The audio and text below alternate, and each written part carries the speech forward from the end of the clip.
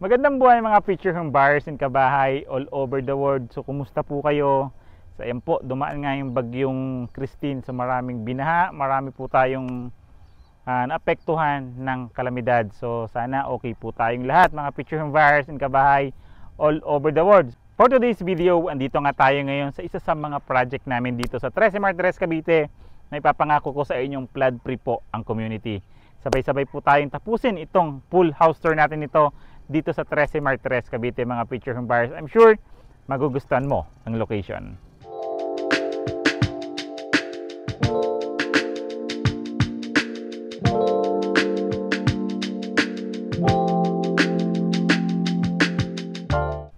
Again, this is Randy Salvador. Of course, my missis si Julian Salvador. This 2024, kami pa rin po ang susi at tulay patungo sa pangarap niyong bahay. Welcome to Masaito Homes dito sa Barangay de Ocampo, Trece Martires, Cavite. So ipipicture niya natin today is Daniela Expanded na merong 3 bedrooms, 2 toilet and bath, na may lot area po siya. Kung makikita naman natin, lawak. Meron po siyang lot area na 65 square meter.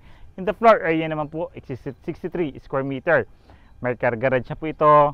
Meron na po siyang 3 bedrooms nga po and 2 toilet and bath. So yan naman kagandahan natin dito. Of course, flood free po ang community. Tahimik ang community. So excited na ba kayo? Ipakita to or makita si Daniela Expanded. Tara po mga kabahay and future home buyers. Ito nga po is a 2-story townhouse na expanded na nga po yung townhouse. Kasi sinabi po namin to na expanded kasi meron din po tayong dito Daniela Basic. Hindi pa na-expand. Ito naman po si Daniela Expanded. Of course, sa frontage natin meron tayong car garage kasi almost 5 meters po itong frontage natin. Yung haba niya naman almost 5 meters din po. So hakbangan ko po para makita nyo po yung lapad ng ating Daniela Expanded po. 1, 2, 3, 4, 5. Diba? Ganyan siya kalapad. Imagine that. Ganyan kalaki yung magiging car garage natin yung lapad niya. Yung haba niya naman 1, 2, 3, 4, 5 rin. Diba? So yun yung magiging car garage natin. Diyon, pwede nyo siyang hakbangan yung mga sasakyan nyo kung kasya ba siya rito. Or kung gusto ba natin ganito kalapad yung pwede natin gawing garden, di ba? Then kung makikita nyo po yung townhouse na to, isa high ceiling din naman po ito. Ang kagandahan nito, maganda pong location, mahangin, upland po, tahimik, peaceful ang location nito ni Daniela Expanded dito sa Masaito Homes sa De Ocampo, Trece Martires, Cavite. Sa mga naghahanap nito, maganda po ito. Tara po, pasukin natin.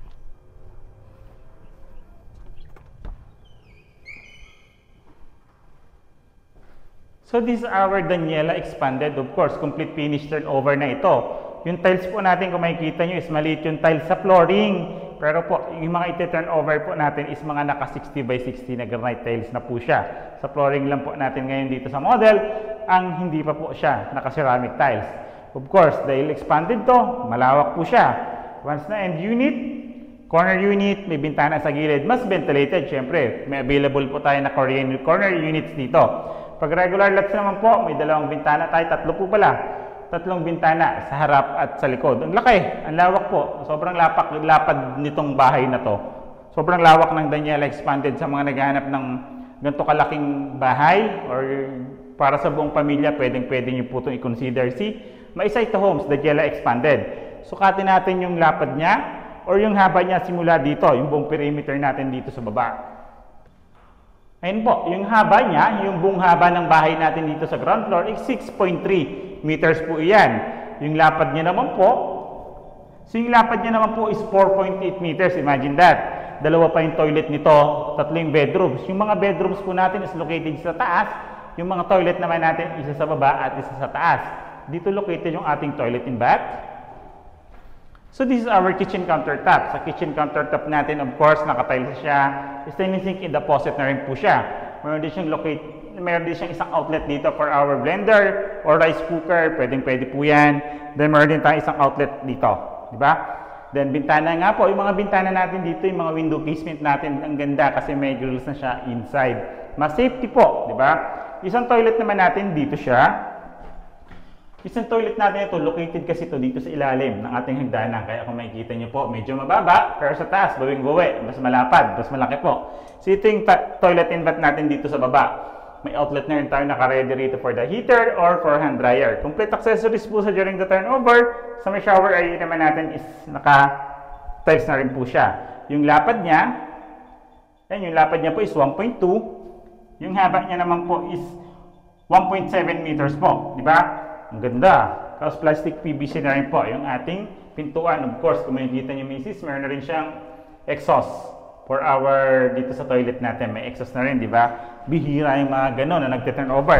Yung meron ng mga exhaust fan. Of course, meron pa tayong service area.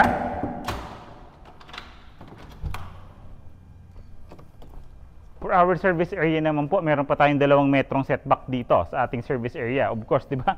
Ang lapad niya pa. Kung sakaling maglalagay tayo rito, meron pa tayong 2 metro rito na setback. 1, 2. So, yan po yung setback natin dito. Ang laki po na pwede natin gawing kitchen or relocate natin yung kitchen natin dito. Or kung gagawin natin yung storage, tambakan, imbakan, pwede po yan dito. Tara po, proceed tayo second floor.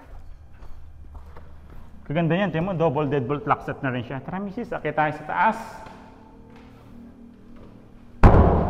Sa second floor naman natin, mga picture home buyers ng kabahay. Sa second floor natin, ito po yan. May space pa tayo dyan na kaunti. Pero maganda talaga layout nito misis, so, kasi may pader siya rito. Pwede ka maglagay dito ng TV console mo para nakapesto na siya. Maglalagay nilang tayong mga wall cuddlings dito for TV console, di ba? Kasi meron pa tayong storage area sa ilalim ng hagdanan.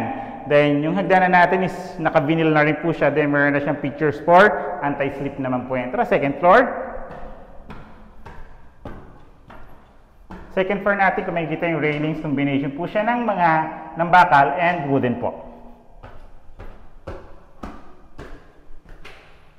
Sa second floor natin, vinyl po ang turnover ng hagdanan na ng flooring natin dito.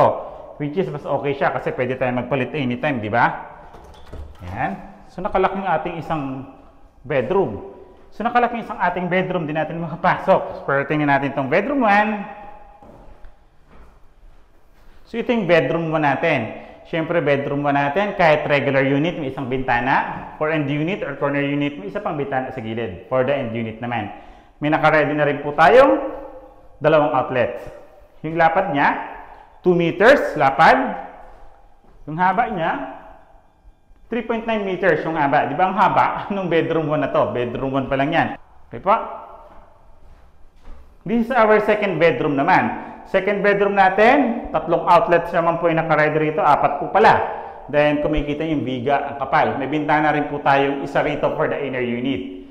So, yung lapad niya po, 3 meters lapad, ay haba. Yung lapad niya naman po is 2.4 meters. Diba? Ang ganda niya naman ng pwesto natin dito. Ay, ang ganda ng bedroom 2 na ito. Ito naman yung maganda rito sa atin. Dito kay Masa ito. Ceiling natin, of course, hard flex na rin po yan. Sa CR natin, or sa toilet and bath natin, 2 po yung pintuan. May pintuan tayo para isa rito. Then, may pintuan din po dito. So, 2 yung may access sa pintuan natin, which is yung sa hallway natin and dito sa isang bedroom na to, sa main room natin. So, ito naman yung toilet natin. Kung maliit yun sa baba, bawi naman po tayo ng size dito. So, mas malaki yung toilet natin dito. Of course, may ventilation. Yung shower head natin is naka-built-in po siya, naka-tiles. Meron na tayong outlet for the heater. Naka-ready na rin po yan. Complete accessories. Then, may ano rin po tayo dyan, exhaust fan tayo dyan during the turnover. Yung haba niya po is, wala na. Yung haba niya po is 1.8 meters. Yung lapad niya naman, 1.6 meters. Diba? Naka-tiles na rin po to during the turnover. Sayang, hindi natin nakita yung isang bedroom. Diba? Sayang. Pero halos same size lang naman tayo ng mga bedrooms dito. Tara po. Ito po si Daniela natin na expanded. Complete finish turnover. May 3 bedrooms nga, 2 toilet and bath. Available po to through bank financing. Pag-usapan pa natin yung price. Daniela Townhouse expanded dito sa Maisaito Homes sa Barangay de Ocampo, Trece Martires, Cavite. Ready for occupancy na nga po ito sa mga nagmamadaling makalipat. Ang baba po ng down payment. At the same time, may discount pa tayo rito sa down payment natin. Kasi sa mga ready for occupancy natin, discounted po. Kaya lang po, through bank financing tayo rito. Although may Pag-ibig financing tayo, medyo mataas lang po yung required down payment natin for the Pag-ibig financing. Sa limitado ang dokumento, meron po tayong in-house financing para sa inyo mga picture home buyers. So, may kita nyo naman, lot area nga nito is 65 square meter, in the floor area 63 square meter yan. 3 bedrooms, 2 toilet and bath. Yung price niya po ilalagay ko po dito sa side para mas madali po ninyong makita and maintindihan ang computation ni Daniela Expanded dito sa MySaito Homes. Ito po siya, total contract price, down payment, reservation fee, monthly down payment, monthly amortization in the required income po. Diba? Pasok ba sa budget mo, kabahay? Yan po, yung mga numbers naman namin, naka-flash po siya sa screen. Then yung mga social media accounts namin, nasa description and the comment naman po siya para mas madali nyo po kaming makontak dito. So medyo naging busy lang po dito, almost 3 weeks po kaming walang video, hindi po kami nakapag-video, medyo busy po. Yan po, kung ngayon pa lang po kayo napapadaan dito sa aming YouTube channel, like, subscribe, pindutin nyo na yung bell button para updated kayo sa mga bagong videos namin. Katulad nito, again, I'm Randy Salvador. Of course, may misis si Julian Salvador. This 2024 kami pa rin po ang susi at tulay tungo sa pangarap niyong bahay.